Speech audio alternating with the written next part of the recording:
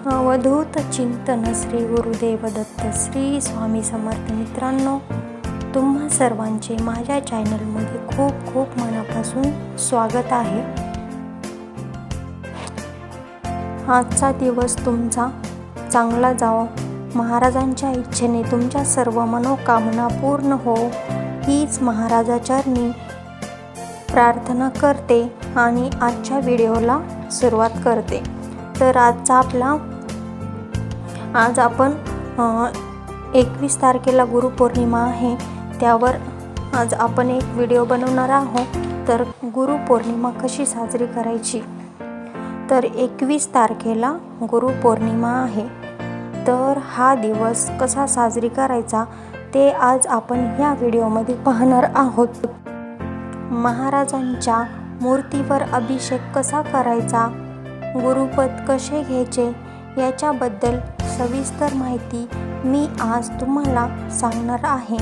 तर ते तुम्ही सर्व शांत चित्तेने समजून ऐकून घ्यावे आणि 21 तारखेची गुरुपौर्णिमा साजरी करावी ही माझी प्रार्थना आहे.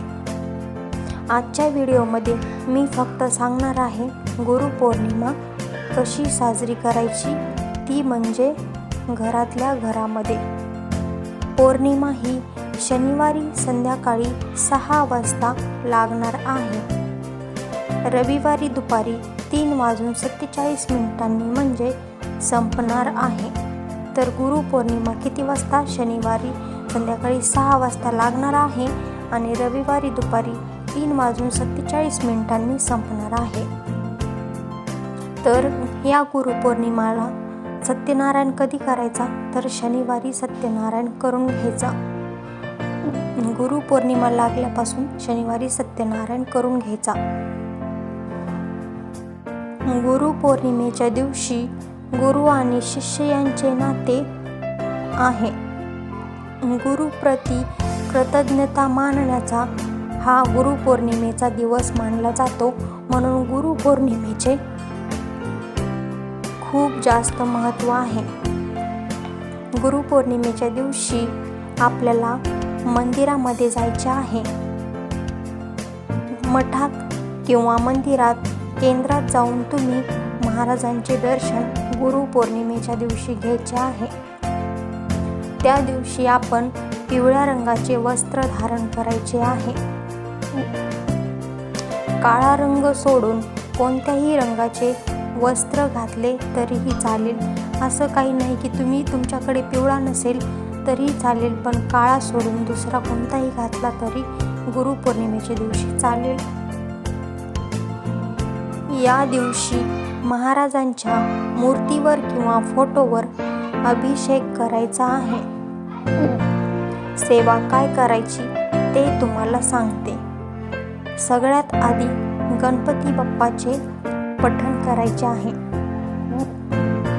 आपण सेवा करायला बसलो तर सगळ्यात अगोदर आपण गणपती बाप्पांचं पठण करून घ्यायचं.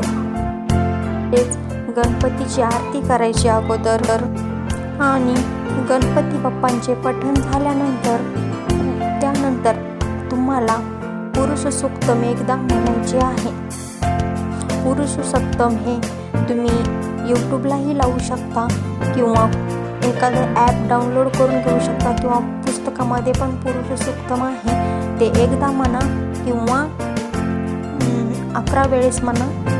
तुमच्या मनानुसार तुम्हाला जसं ॲडजस्ट होईल तसं म्हणू शकता. 1 वेळा पुरुष सूक्तम, 1 वेळा स्त्री सूक्तम, पवमान सूक्तम 1 वेळा, सर्व एक वेळा म्हणायचे आहे. काय काय म्हणायचे आहे? 1 वेळा पुरुष सूक्तम, 1 वेळा स्त्री सूक्तम आणि 1 वेळा पवमान सूक्तम म्हणायचे आहे. त्यानंतर रामरक्षा म्हणायची आहे. रामरक्षा ही 1 ते 9 ओव्यापर्यंत म्हणायची आहे. अभिषेक झाल्यावर महाराजांची मूर्ती साफ करायची. महाराजांना त्यांनी पिवळे वस्त्र धारण करायचे आहे. अभिषेक झाल्यानंतर महाराजांची मूर्ती साफ करून महाराजांना पिवळे वस्त्र धारण करायचे आहे आणि त्यानंतर महाराजांची सेवा करायची आहे. कुठलेही फुले महाराजांना अर्पण करू शकता. तुम्ही चाफ्याची फुले असतील तर अतिशय उत्तम, जर नसतील तर कुठलेही छान फुले आणून महाराजांना अर्पण करायचे. हे सर्व झाल्यावर आधी गणपती बाप्पाची आरती करा, मग महाराजांची आरती करायची आहे. ज्या तुम्हाला आरत्या आवडतात त्या तुम्ही गुरुपौर्णिमेच्या दिवशी तुम्ही फोटोसमोर ओवाळून करू शकता. अगरबत्ती ओवाळा, आरती करा. या दिवशी महाराजांना नैवेद्य दाखवा.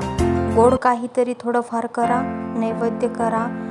शिरा करा किंवा पेढे ठेवा किंवा अगदी दूध साखरेचा नैवेद्य असेल तरी चालेल, किंवा तुम्ही